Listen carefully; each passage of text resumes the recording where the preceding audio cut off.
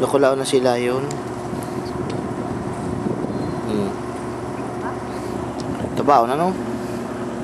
Mocho. Pero pigakaon yan. No. Ha? Hindi ko alam. Tangki ba kaya? Tangki. Para di magbangga ang barko. Or bangka. Kulaon. Ha? Kulaon siya. Yun. So, si Otter, parang ano lang yun. Aliit. Oh, ito ba sa taas oh. Ano yan? Seagull.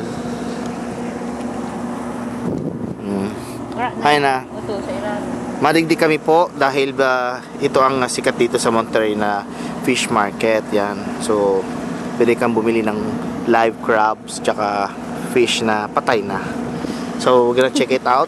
I guess we're gonna go there first. Na patay? Dito kami pupunta sa Royal Seafoods tapos atras ulit. Okay? So, nakita natin yung sea lion. Matabang-mataba, healthy siya.